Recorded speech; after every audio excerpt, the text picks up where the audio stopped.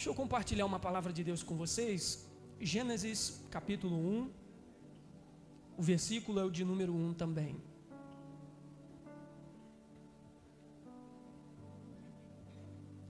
Gênesis capítulo 1, o verso também é o de número 1.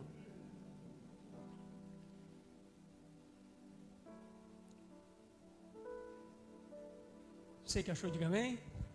Muito difícil de encontrar, né?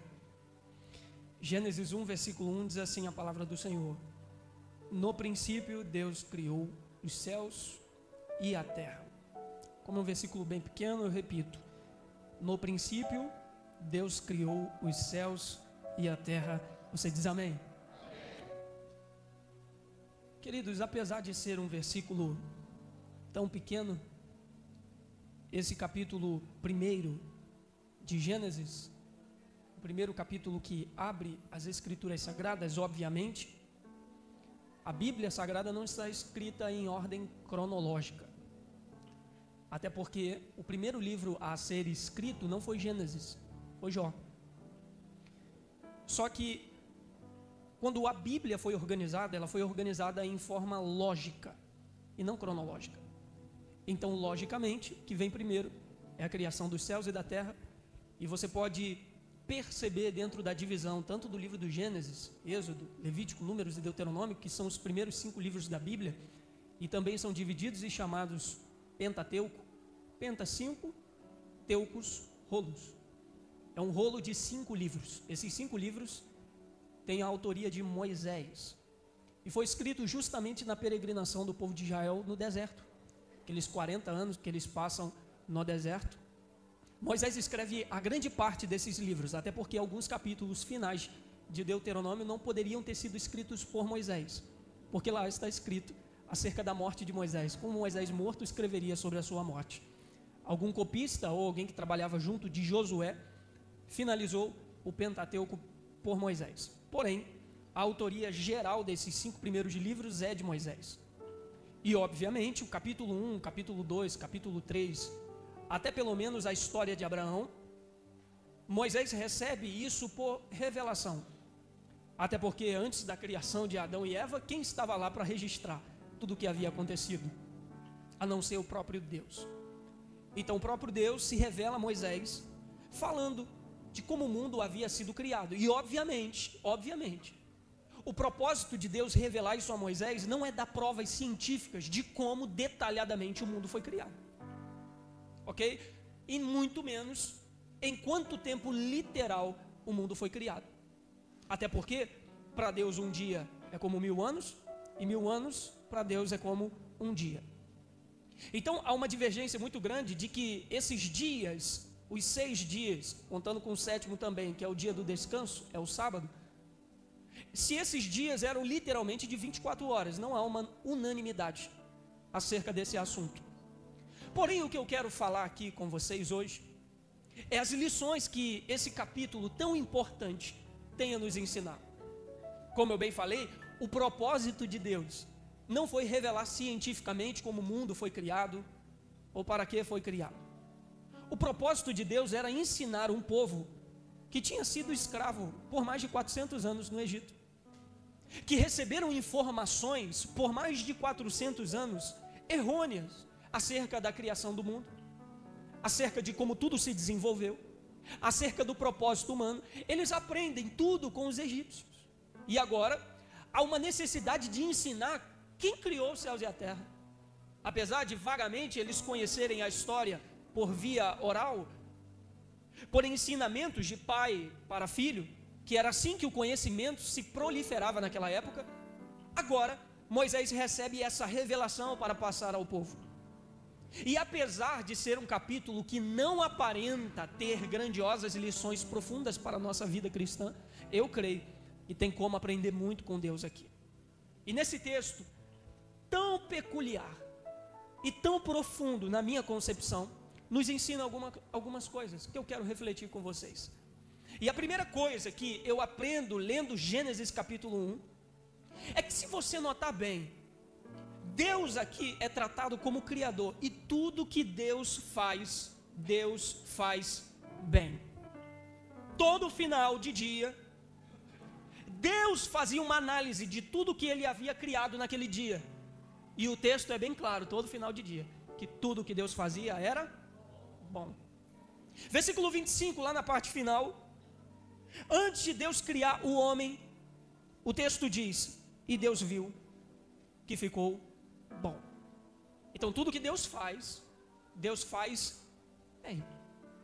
Isso é uma lição preciosa, porque Deus também é visto como nosso modelo, tanto de santidade como de prática. Primeira carta de Pedro, capítulo 1, versículo 15, a Bíblia é bem clara em dizer: mas como aquele que vos chamou é santo, sede vós também santos em toda a vossa maneira de viver. Versículo 16, porque está escrito: Deus é santo, sede vós também santo. Então Deus é o nosso padrão também de conduta. Deus é o nosso padrão de santidade e também do que devemos fazer. Então, se Deus faz e Deus faz bem, a lição que precisamos aprender com Deus é que tudo o que venhamos a fazer, devemos fazer bem. E parece ser uma lição muito superficial, mas não é, porque nos nossos dias estamos vivendo um momento crítico. E que momento crítico é esse? Que há muitas pessoas fazendo muitas coisas. Os nossos dias estão cobrando cada vez mais das pessoas produtividade. Você precisa fazer, e você precisa fazer muitas coisas. As redes sociais estão infectando as nossas mentes e nos empurrando a fazer muitas coisas. Mas a pergunta que nós devemos fazer é: o que estamos fazendo está sendo feito direito? Está sendo bem feito? Porque deixa eu lhe falar, o importante não é você fazer muita coisa, é você fazer bem as coisas. Existem muitas pessoas que estão sendo sufocados por esse conceito de produtividade e se enrolam, ou como alguns dizem, abraçam o mundo com as pernas, fazem muitas coisas, mas não fazem nada bem.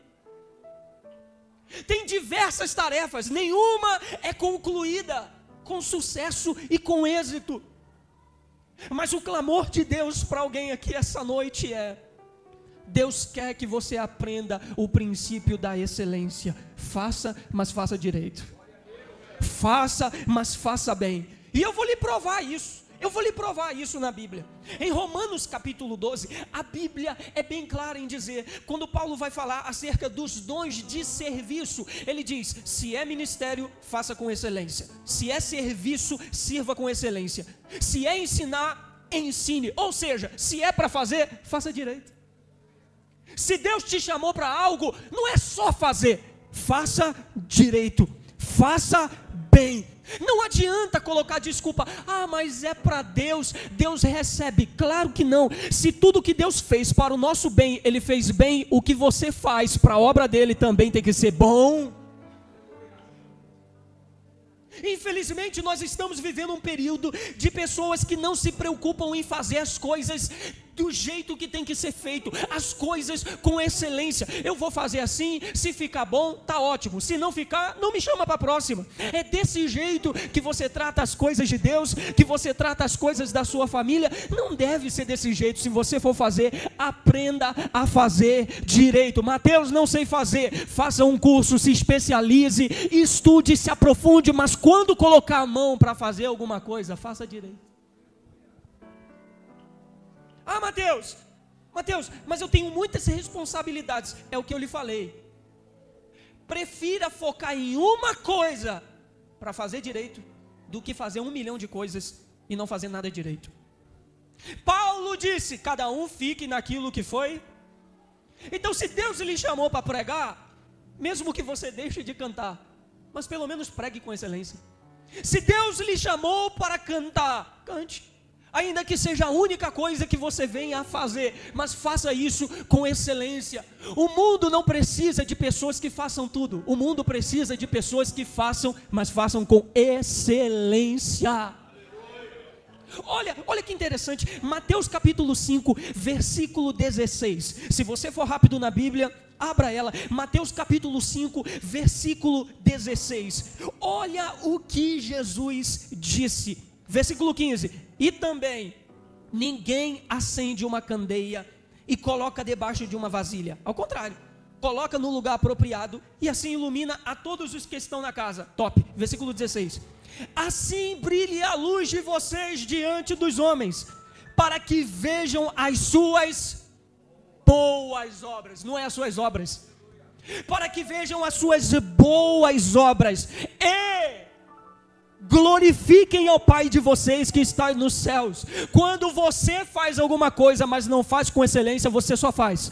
Mas quando você faz alguma coisa direito, Deus é glorificado com a excelência que você faz. As pessoas veem Deus em você e glorificam a Deus quando você faz as coisas direito. É maravilhoso ver alguém pregar com excelência. Dá vontade de dar glória a Deus. Dá vontade de dar aleluia. Alguém que se esforçou, alguém que se dedicou para fazer algo para Deus com excelência. O princípio que você precisa aprender é: se você for fazer alguma coisa, faça direito. Se você for colocar alguma coisa em suas mãos, faça direito. Daniel, ele também viveu o princípio da excelência. Em Daniel capítulo 6, no versículo 3, é bem claro isso. Daniel foi visto pelos homens da Babilônia como um homem que tinha um espírito excelente.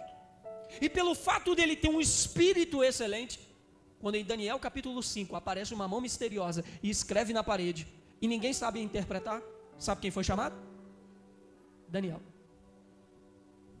Porque quem faz com excelência sempre terá novas oportunidades.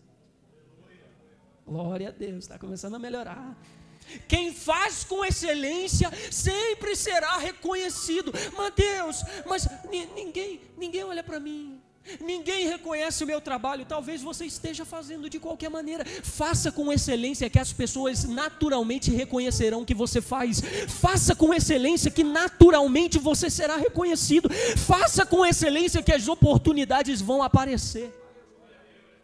Não é à toa, e isso está no meu livro, que quando Deus chama Josué, sabe o que Deus fala primeiramente para Josué?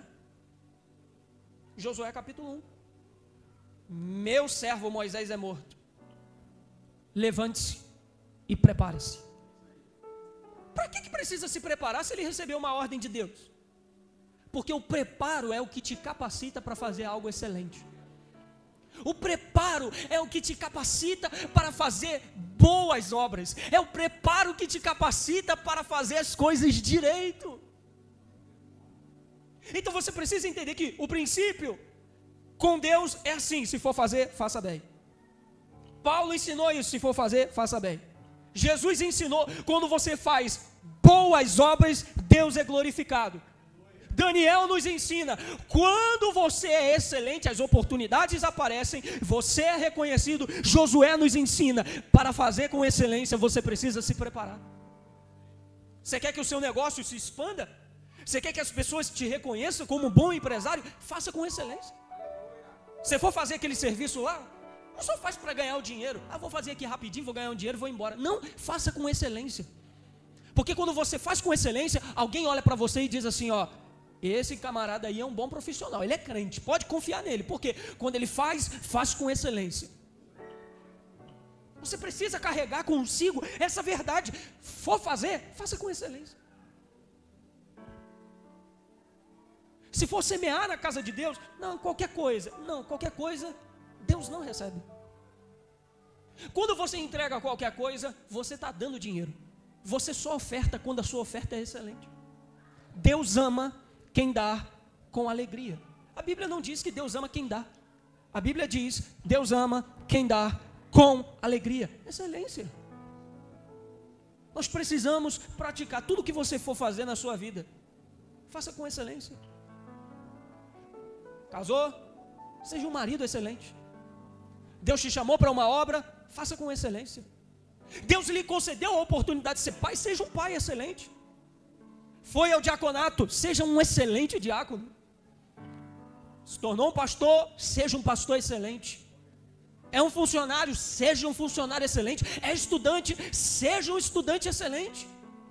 As pessoas precisam reconhecer você como uma pessoa excelente. Então tudo que Deus fazia bom. Agora, além de tudo que Deus fazer com excelência, Deus também era planejado e organizado. Você sabia disso? Porque, deixa eu fazer uma pergunta, para através dessas perguntas a gente refletir. Deus não tinha poder de criar tudo no primeiro dia? Sim. Deus não tinha poder de falar, haja tudo, e houve tudo. Ele tinha. Para que ele foi criando no pingado? Primeiro dia, cria isso, e viu Deus que era bom. Vamos esperar o outro dia. No outro dia, Deus cria isso e isso, viu Deus que era bom. Terceiro dia. Ele tinha o poder de criar tudo no primeiro dia, mas por que ele não cria? Para ensinar um princípio de planejamento e organização. Mais uma vez, não é porque ele não tinha poder, é porque através de suas atitudes ele nos ensina. Quer ver? Eu lhe provo. Deus cria o sábado. É para ele descansar? Jesus diz, não foi o sábado, não foi o homem que foi criado para o sábado, mas o sábado para o homem.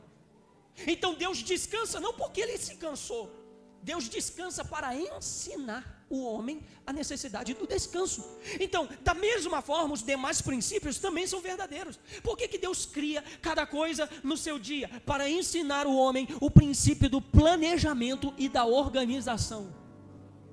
Agora, deixa eu lhe perguntar uma coisa, você é planejado e organizado? Deixa eu melhorar a pergunta. Seu guarda-roupa é organizado? Vou pular essa lição para eu conseguir voltar depois. O seu ambiente de trabalho é organizado? A sua vida financeira é organizada? Ou você gasta mais do que ganha? Ou seu cartão só vive estourado? Você é organizado no planejamento das suas atividades? Ou você está sempre se esquecendo das coisas, marca uma coisa, se esquece, marca outra em cima? Está falando comigo, porque eu também sou assim. Quantas vezes eu estava em uma igreja e o pastor me ligava, cadê você, Mateus? Eu, estou pregando. Mas tu ia pregar aqui na igreja. O coração gelava. Desorganização. Hoje não, hoje eu estou crente, me converti. Mas quantas vezes isso já aconteceu? Desorganização e falta de planejamento. Deus é organizado e você acha que Deus se alegra quando Ele vê os seus filhos desorganizados? Nos nossos planos, nos nossos objetivos, precisamos de planejamento e organização. Por favor, se você puder, abra sua Bíblia, Lucas capítulo 14. Os amigos da mídia me ajudam aí. Lucas capítulo 14, versículo 28. Olha o que a Bíblia diz sobre isso. Lucas capítulo 14, versículo 28 em diante. A Bíblia é maravilhosa. Lucas capítulo 14, a partir do versículo 28. Eu vou ler para a gente ganhar tempo. Qual de vocês, se quiser construir uma torre, primeiro não se assenta, calcula o preço, para ver se tem dinheiro suficiente para completá-la? Planejamento e organização. Agora, olha as consequências de quem não é planejado e nem organizado. Versículo 29. Pois se lançar o alicerce, começar, e não for capaz de terminá-la, todos os que a virem rirão dele, dizendo, este homem começou a construir e não foi capaz de terminar. Quando você não é organizado e planejado, você se torna motivo de chacota para os outros. Deus está te ensinando hoje, seja organizado em todas as áreas da sua vida. Seja organizado nas suas finanças, seja organizado no seu casamento, seja organizado na sua casa, seja organizado em todas as áreas da sua vida. Não negocie planejamento e organização. É disso que depende o seu crescimento. Eu sou um jovem pregador. Oh, como eu queria estar aqui pregando. Levanta a mão para dar glória a Deus. Você não entendeu, eu vou repetir. Mas eu preciso liberar uma palavra séria da parte de Deus que vai direcionar a sua semana, o seu mês e o seu ano. Eu preciso te dizer isso. Você precisa ser planejado e organizado. Essas coisas são inegociáveis. Se você pular, se você marchar, se você dar glória a Deus, falar língua estranha, glória a Deus, a sua vida espiritual vai ser edificada. Mas se você sair daqui e viver uma vida desorganizada e sem planejamento, você vai estar edificado aqui, mas zombado lá fora. É por isso que muitos crentes vivem com seus nomes sujos no SPC, no Serasa. Por quê? Sem planejamento, sem organização. Eu não estou falando de uma vida pregressa. Não, antes de Jesus, antes de eu conhecer esses princípios, eu acabei me enrolando. Não estou falando disso. Eu estou falando vivendo com Jesus. Desorganização, falta de planejamento. Invista nesse princípio. Planeje sua vida, planeje seu dia. Algumas pessoas, pastor, e eu escuto muito isso, 24 horas não é o suficiente para mim. O meu dia, para eu conseguir fazer tudo, tinha que ter no mínimo umas 30 horas. Os grandes bilionários do mundo que dirigem empresas bilionárias conseguem fazer tudo, descansar, sair, mesmo sendo pessoas de alta responsabilidade. Como você não consegue? Sabe o que lhe falta? Organização e planejamento. Planeje seu dia. Quando você começa seu dia sem saber para onde vai, você não chega em lugar nenhum. Planeje seu dia, planeje suas metas, planeje a sua vida espiritual. Eu me recordo, pastor, que quando eu era adolescente, eu tinha metas ministeriais. E não é que eu engessava o meu ministério, mas eu tinha um objetivo. Eu dobrava o joelho e falava para Deus: Deus, esse ano eu quero ganhar 100 almas para o teu reino. Metas, objetivos. Então eu subia para monte, eu ia orar: Senhor, hoje eu vou pregar, Senhor, toca nos corações, salva almas. Isso me direcionava. Eu tinha um foco, eu tinha um objetivo. Olha o que Paulo disse: esquecendo-me das coisas, Filipenses capítulo 3, que para trás ficam, prossigo para o alvo, para a meta, para o objetivo que está diante de mim. Você tem planos? Você tem metas? Você tem objetivos? Você é organizado? Eu ouvi uma coisa do meu antigo pastor Bruno Santos. Ele me disse uma coisa pregando e também no particular. Ele me disse uma coisa sensacional. Ele disse: Deus só patrocina quem tem projeto. Ah, não tenho projeto, então Deus não vai enviar o recurso. Deus não vai enviar recurso para ele ficar parado esperando o projeto. Deus só envia recurso para quem tem projeto. Deus só envia recurso para quem é planejado. Deus só envia recurso para quem é organizado. Eu ouvi isso dele. Se Deus te desse R$1 milhão agora, o que você faria? Ah, Mateus, eu não sei. Então não chegou a tua vez de receber isso aí. Porque se você fosse planejado e organizado, você teria o destino certo para esse valor. Então Deus patrocinaria o que você fosse fazer. Organização e planejamento. Nós precisamos disso. Nós precisamos disso para todas as áreas da nossa vida. Uma vida planejada e organizada é uma vida leve. Eu gosto muito de ler. Eu não sei se vocês gostam, mas eu gosto muito de ler. E eu percebo como as minhas leituras ficam mais leves quando eu organizo todo o escritório. Passo uma vassoura, passo um pano, deixo cheirosinho. Todos os livros organizados, quase não sai, organizadinhos. Quando eu deixo tudo bem organizado, limpo, as coisas fluem, a leitura flui. Você percebe um ambiente mais tranquilo, um ambiente mais agradável. Organização muda tudo. Deus é organizado, Deus é planejado. Nós também devemos ser. Agora, Deus também é focado. Porque todos os dias Deus fazia o que Ele propôs em seu coração e depois esperava o outro dia. Deus não pegou: ai, estou ansioso para criar o homem. Acho que eu não vou formar ele no 6º dia, não. Eu vou fazer ele no 1º mesmo. Não, Deus é focado. Hoje é para fazer isso, Deus fazia isso. Hoje é para fazer isso, Deus fazia isso. Você precisa estar focado no que Deus colocou no seu coração para fazer. Segunda carta de Paulo a Timóteo, capítulo 2, versículo 4, Paulo disse: nenhum soldado que milita se embaraça com as coisas desta vida. Você precisa ser focado. Não se distraia com as coisas paralelas que te rodeiam. Se você tem um alvo, se você tem uma meta, se você tem um objetivo, foque nisso. E deixa eu ser bem sincero aqui, o que distrai, destrói.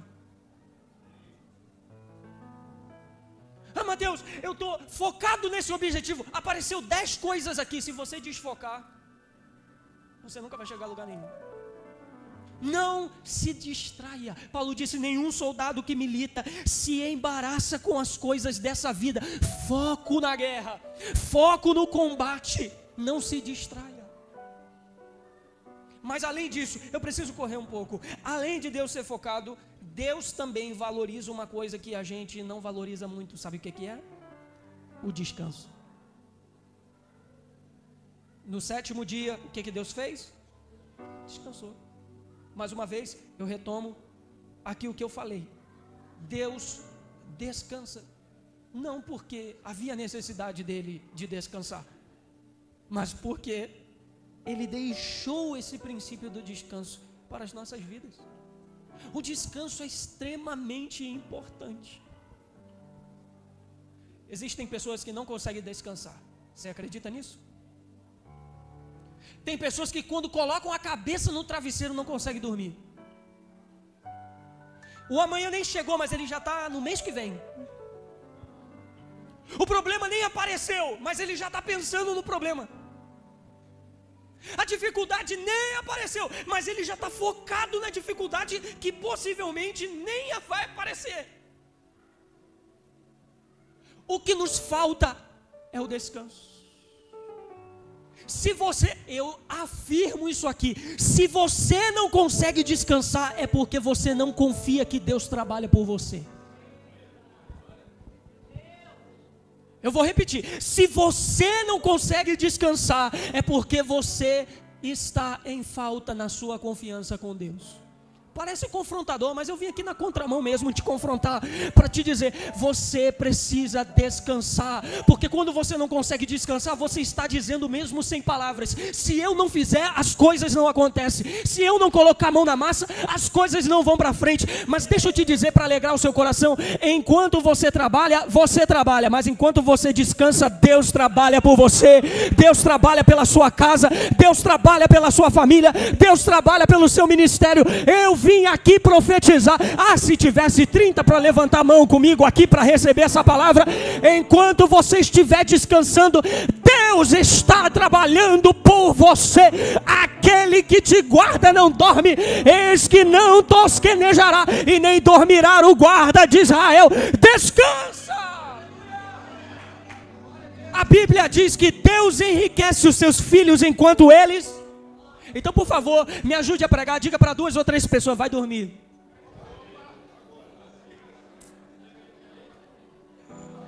Vai descansar, meu filho. Se até 11 horas da noite você não conseguiu resolver problemas, descansa, porque Deus tem poder de resolver aquilo que você não resolveu. Mateus, você está falando para eu ir dormir? Você está incitando a preguiça? Claro que não. Uma coisa é descansar, outra é ser preguiçoso. Descansar é você confiar no cuidado de Deus. Não é você, às vezes, literalmente fechar os olhos e acordar só meio-dia. Descansar é você estar de olhos abertos, mas confiante: Deus está trabalhando por mim, Deus está trabalhando pela minha família, Deus está trabalhando pela minha casa, Deus está trabalhando ao meu favor. Deus descansa. Nós precisamos descansar. Existem pessoas tomadas pela ansiedade, preocupação, pessoas entrando em crise do pânico porque não conseguem descansar, porque não conseguem desacelerar os seus pensamentos. E eu finalizo essa mensagem. Deus é Deus, irmão, creia nisso. Capítulo 2, versículo 2. No 7º dia, Deus já havia concluído a obra que realizara, e nesses dias descansou. Deus é um Deus de obras completas. Deus não é como o governo, começa a obra, 3 meses depois paralisa. Não é. As obras terrenas podem sofrer por causa das circunstâncias terrenas, mas a obra que Deus inicia, não. A obra que Deus inicia, Deus se responsabiliza em concluir. E eu tenho a última palavra profética para liberar para alguém. Eu queria muito que você recebesse de mão levantada. Deus vai concluir o que começou na sua vida. Pastor Eduardo, a obra que Deus iniciou aqui, Ele vai concluir. E por favor, se você está achando que essa palavra vem de mim só para acariciar o coração de alguém, você está muito enganado. Eu te provo na Bíblia, Filipenses capítulo 1, versículo 6. Ora, aquele que começou a boa obra é fiel para aperfeiçoá-la até a vinda de Jesus. Ai, fonte, levante as mãos. Eu libero a última palavra e entrego o microfone. Eu já estourei o meu horário, eu sei, mas eu vim aqui liberar uma palavra da parte de Deus para o seu coração. Por que você precisa descansar? Porque enquanto você descansa, Deus está concluindo aquilo que começou. Se você acha que Deus começou essa obra, o tempo passou, a obra vai ser embargada, está muito enganado. Se Deus começou a boa obra, Ele é fiel para aperfeiçoá-la até a sua vinda. Eu queria que você levantasse as suas 2 mãos e gritasse para os céus ouvir o que Ele começou na minha vida. Está muito fraco, desse jeito não vai nem começar os alicerces. Eu vim aqui liberar, repita com mais autoridade, diga: aquilo que Ele começou em minha vida, Ele vai concluir. Ele vai concluir. Ele vai concluir. Só quem acredita, dá um pulo dessa cadeira aí, dá uma rajada de glória e aplauda o nome de Jesus Cristo. E que Deus te abençoe.